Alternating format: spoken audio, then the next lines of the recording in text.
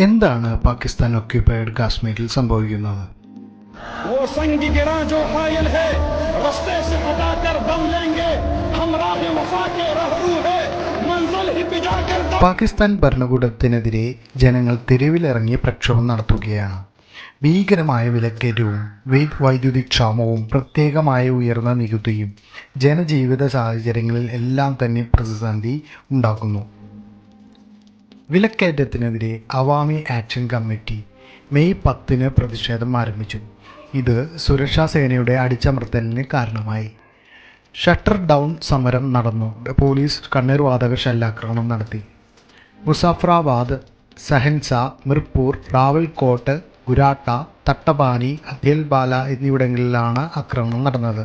നിരായുധരായ സാധാരണക്കാർക്ക് നേരെ പാക് സൈന്യം വെടിയുതിർക്കുകയായിരുന്നു എന്ന് പോകെ പ്രവർത്തകരും അംജദ് മയൂഖ് മിർസ ആരോപിച്ചു.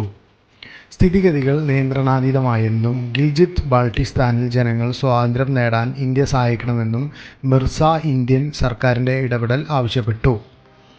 അതേസമയം മുസഫറാബാദിലെ Jammu Kashmir joint Awami action committee പ്രതിനിധികളുമായി ചർച്ച നടത്തണമെന്ന് പാകിസ്ഥാൻ പ്രധാനമന്ത്രി ഷഹബാസ് ഷെരീഫ് തൻ്റെ ഉദ്യോഗസ്ഥരോട് അഭ്യർത്ഥിച്ചു.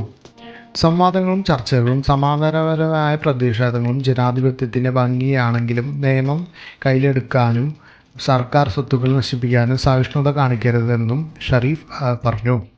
വെള്ളിയാഴ്ച നടന്ന പണിമുടക്കിനിടെ POKയുടെ തലസ്ഥാനമായ മുസഫറാബാദിൽ വിവിധ ഭാഗങ്ങളിൽ പ്രതിഷേധക്കാരും പോലീസും തമ്മിൽ അക്രമാസക്തമായ ഏറ്റുമുട്ടലുകളുണ്ടായി. പ്രതിഷേധം തടയാൻ പോലീസ് കണ്ണീർവാതക ഷെല്ലാക്രമണം നടത്തി. പ്രകടനക്കാർ കല്ലെറിഞ്ഞതിനെ തുടർന്ന് വീടുകളിലും പള്ളികൾക്കുമുള്ള ആളുകൾക്ക് ഇത് ബാധിച്ചു.